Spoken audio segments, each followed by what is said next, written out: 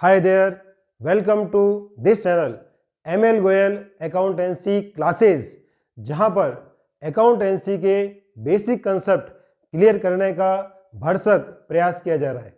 अब तक आपके समक्ष 54 वीडियोस अपलोड किए जा चुके हैं और 7 सीरीज के माध्यम से अकाउंटेंसी के बेसिक कंसेप्ट समझाने का पूर्ण प्रयास किया जा रहा है। आप सभी दर्शकों का, जिसमें विद्यार्थी भी हैं, शिक्षक भी है, संस्था प्रधान भी है, जहां व्यापारी भी है, तो प्रतियोगी परीक्षा देने वाले प्रतियोगी भी हैं, मैं सभी का आभार व्यक्त करूंगा जिन्होंने मुझे इसके लिए बहुत ही सहयोग दिया, मुझे मोटिवेशन दिया।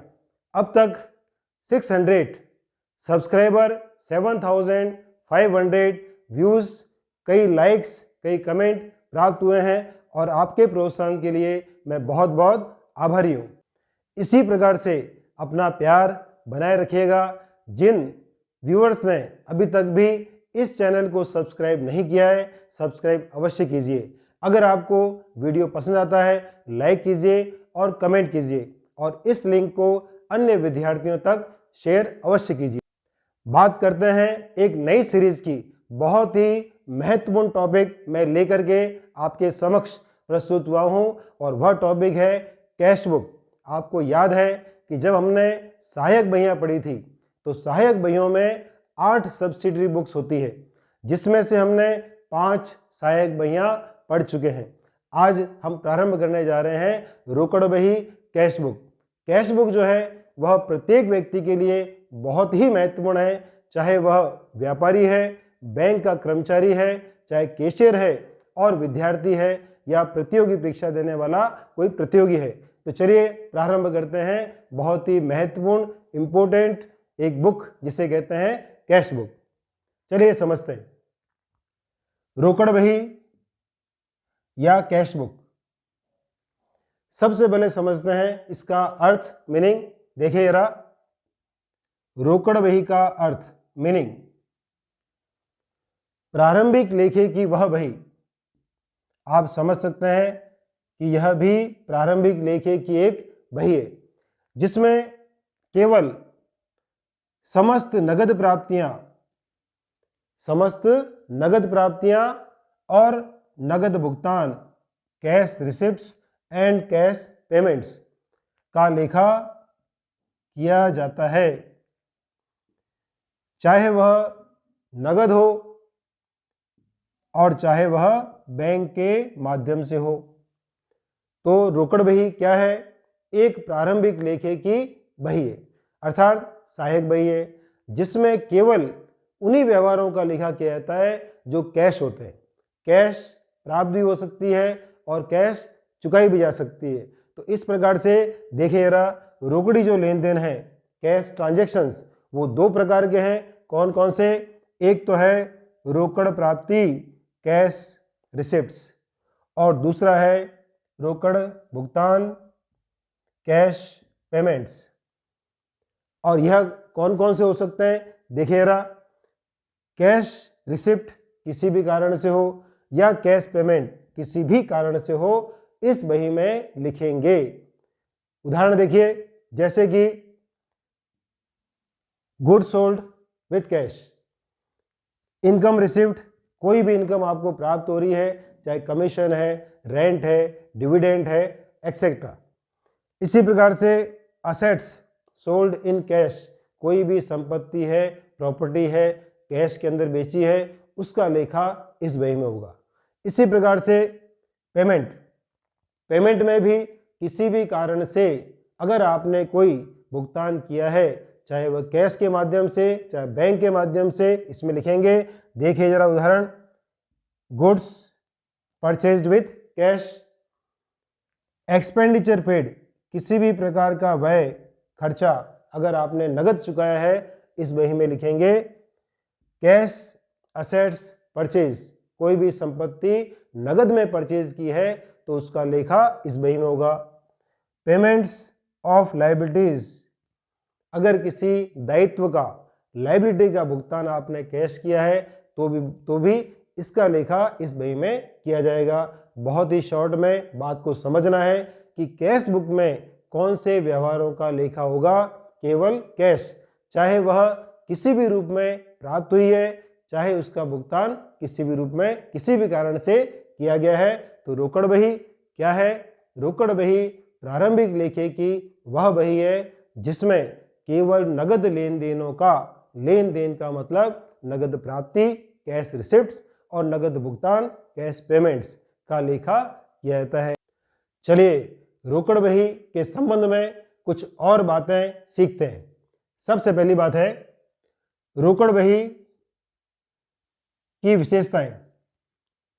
कौन कौन सी विशेषताएं हैं समझिए।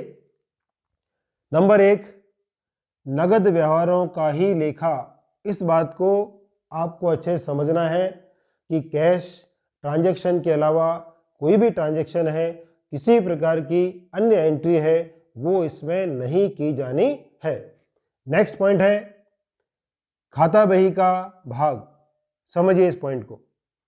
लेजर में हम बनाते हैं कैश अकाउंट और कैश अकाउंट के दो भाग होते हैं, डेबिट साइड और क्रेडिट साइड। इसी तरह से कैश बुक के भी दो भाग होते हैं, डेबिट साइड और क्रेडिट साइड। इसलिए खाता बही में जो है कैश अकाउंट नहीं बनाया जाता है यदि हमने कैश बुक रखी है। तीसरा जो बिंदु है वह बिंदु है दो पक्ष, डेबिट एंड क्रेडिट। जैसा कि मैंने आपको अभी बताया कि कैश अकाउंट की तरह ही कैश बुक के भी दो साइड होते हैं, डेबिट साइड और क्रेडिट साइड। जो लेफ्ट वाला होता है वह तो होता है डेबिट साइड और जो राइट साइड में है वह होता है क्रेडिट साइड। नेक्स्ट पॉइंट है प्रारंभिक तथा अंतिम शेष। इसका मतलब ये है कि पिछले वर्ष कैश बुक का जो बैलेंस है उसको जब हम नए वर्ष में लाते हैं तो वह कहलाता है ओपनिंग बैलेंस। तो ओपनिंग बैलेंस को कैश बुक में लिखते हैं। जब वर्ष के अंत में कैश बुक को बंद करते हैं तो उसका बैलेंस निकालते हैं जिसको बोलते हैं क्लोजिंग बैलेंस। नेक्स्ट पॉइंट देखिए बैंक व्यवहारों का लेखा। इसका तात्पर्य यह है कि यदि आपने कैश बुक के अंदर बैंक कॉलम भी बनाया है तो बैंकिंग ट्रांजैक्शन जितने भी हैं उसका लेखा भी कैश बुक में कर दिया जाता है। तो यह तो थी कुछ विशेषताएं। और अगला पॉइंट देखिए आप, रोकड़ बही की उपयोगिता, यूजेज व लाभ, एडवांटेज। रोकड़ बही रखने से, कैश बुक रखने से हमें कौन कौन से एडवांटेज है समझिए इसको। नंबर 1, अलग से रोकड़ खाता व बैंक खाता नहीं बनाना पड़ता। यदि आपके ट्रांजैक्शन बैंकिंग भी है तो बैंक कॉलम भी कैश बुक के अंदर बन जाता है। ऐसी स्थिति में लेजर में अलग से कैश अकाउंट नहीं बनता है और बैंक अकाउंट भी नहीं बनता है। नेक्स्ट है रोकड़ के साथ बैंक व्यवहारों का लेखा। ये तो पॉइंट मैंने आपको समझा दिया कि कैश ट्रांजैक्शन के अलावा बैंकिंग ट्रांजैक्शन जो है वो भी इसमें लिखे जाते हैं, तो बैंक संबंधी व्यवहारों का लेखा भी किया जाता है। खाता बही का भार कम हो जाएगा। आप समझ ही गए हैं कि जब हम जर्नल रखते हैं तो जर्नल से जब हम लिखा करते हैं लेजर में तो वहाँ बनता है कैश अकाउंट, लेकिन जब कैश बुक रखते हैं तो ऐसी स्थिति में लेजर में कैश अकाउंट नहीं बनता है और लेजर पर यह भार कम हो जाता है। नेक्स्ट पॉइंट है प्रतिदिन की रोकड़ प्राप्ति कैश रिसीव्ड और रोकड़ भुगतान कैश पेमेंट की जानकारी मिल जाती है। डेली हमने कितनी कैश प्राप्त की है, हमने कितनी कैश चुकाई है, उसकी जानकारी कैश बुक से आसानी से प्राप्त हो जाती है। नेक्स्ट पॉइंट है रोकड़ शेष व बैंक शेष की तुरंत जानकारी। आप समझ ही गए हैं आज की तिथि में बैंकिंग ट्रांजैक्शन बहुत ही अधिक मात्रा में होते हैं, कैश ट्रांजैक्शन कम मात्रा में होते हैं। तो यहाँ पर जो है यदि आपने कैश बुक ऐसी रखी है जिसमें कैश कॉलम भी है, बैंक कॉलम भी है, तो आपको कैश के बैलेंस की जानकारी और बैंक बैलेंस की जानकारी कैश बुक से तुरंत प्राप्त हो जाती है। लास्ट पॉइंट है रोकड़ बही का शेष व रोकड़ हस्ते कैश इन हैंड का मिलान किया जाता है। आप समझ गए होंगे कि हमारे पास में जो प्रतिदिन के अंत में कैश है उस कैश का मिलान किससे करेंगे? रोकड़ बही का जो बैलेंस निकाला है आपने उस बैलेंस से करेंगे और दोनों बैलेंस समान आने चाहिए। तो इस प्रकार से कैश बुक की कुछ विशेषताएं समझी हमने और कैश बुक रखने से क्या उपयोगिता है उसकी और कौन कौन से हमें एडवांटेज प्राप्त होते हैं यह हमने समझा। हमें ध्यान रखना चाहिए कि अकाउंटेंसी में किसी भी प्रकार का किसी भी टॉपिक पर कन्फ्यूज़न नहीं होना चाहिए। एक कन्फ्यूज़न जो पैदा होता है वह है कैश बुक और कैश अकाउंट में क्या अंतर है। तो चलिए समझ लेते हैं इसको भी कि दोनों में क्या अंतर है। रोकड़ खाता व रोकड़ बही में अंतर। इस तरफ मैंने लिखा है रोकड़ बही कैश बुक और इस पक्ष में लिखा हुआ है रोकड़ खाता और कैश अकाउंट। चलिए समझते हैं दोनों में अंतर। सबसे पहली बात है कि जो कैश बुक है वह एक पृथक से पुस्तक है। हम जानते हैं कि यह प्रारंभिक लेखे की बही है, सहायक बही का ही एक भाग है, तो यह एक पृथक से पुस्तक है। इधर देखिए रोकड़ खाता, यह एक खाता मात्र है, केवल एक अकाउंट है कैश अकाउंट। तो ये दोनों में पहला अंतर हुआ। दूसरा देखिए प्रारंभिक लेखे की पुस्तक है, इससे अन्य खाते बनाकर खतौनी की जाती है। बात समझ गए?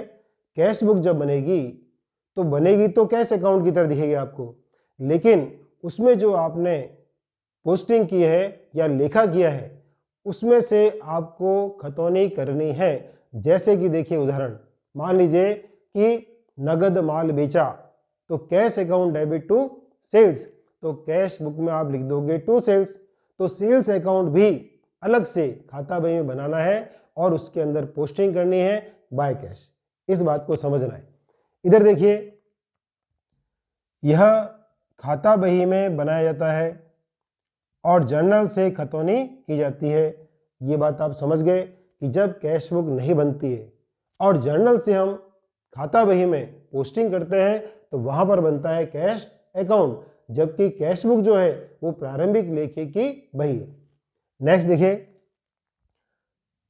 इसमें लेखा करने के बाद खाता बही में कैश अकाउंट बनाने की आवश्यकता नहीं है। ये भी आप बात समझ गए कि कैश बुक अगर आपने बनाई है तो कैश अकाउंट खाता बही में नहीं बनाना है। साथ ही अगर आपने बैंक कॉलम भी बनाया है तो बैंक अकाउंट भी लेजर में नहीं बनेगा। इधर देखिए क्या कहते हैं ये अंतर में, जर्नल में नगद व्यवहार की प्रविष्टि करने पर अगर आपने जर्नल में कैश ट्रांजैक्शन की प्रविष्टि की है तो खाता बही में कैश अकाउंट अवश्य बनेगा और वहां पर आपको पोस्टिंग करनी है। नेक्स्ट देखिए, जो इसका फॉर्मेट है कैश बुक का, उस फॉर्मेट में एलएफ कॉलम, एलएफ इसलिए क्योंकि ये सहायक बही है, हमने सहायक बही के अंदर एलएफ कॉलम बनाया था लेजर फोलियो, तो यहाँ भी बनेगा। साथ ही वाउचर नंबर का एक कॉलम और बनेगा जो कि सहायक बही में बनता है। जबकि अकाउंट का जो प्रारूप है उसमें कॉलम बनता है कौन सा, जेएफ जर्नल फोलियो। नेक्स्ट और लास्ट जो डिफरेंस है वो देखिए, व्यवहार में कैश अकाउंट वो बैंक अकाउंट दोनों है तो उसका पूर्ण लेखा यही हो जाता है। आप कुछ बात समझ में आई आपको? यदि कोई ट्रांजैक्शन ऐसा है जिसकी हमने प्रविष्टि की और उसमें कैश अकाउंट भी है और बैंक अकाउंट भी है, तो ऐसी स्थिति में रोकड़ बही में ही उसकी पूर्ण प्रविष्टि रहती है, पोस्टिंग भी हो जाती है, अलग से करने की आवश्यकता नहीं रहती है। जबकि कैश अकाउंट जो बनाया जाता है तो चाहे व्यवहार में कैश अकाउंट और बैंक अकाउंट दोनों है तो कैश अकाउंट में हम पोस्टिंग करेंगे, साथ में बैंक अकाउंट अलग से बनाना पड़ेगा। तो यह थे कैश बुक में और कैश अकाउंट में कुछ डिफरेंसेस। तो हमने पार्ट 1 के अंदर रोकड़ बही से संबंध में कुछ बातें सीखी। फिर से रिवाइंड करके आप लोग अच्छे से इसको समझ लीजिए। अगला जो एपिसोड है पार्ट 2, वहाँ पर हम कैश बुक को समझने वाले हैं, किस प्रकार से कैश बुक के अंदर एंट्री होगी इसे भी समझने वाले हैं। तब तक के लिए मुझे आज्ञा दीजिए। अब तक मेरे साथ बने रहने के लिए बहुत बहुत धन्यवाद। नमस्कार।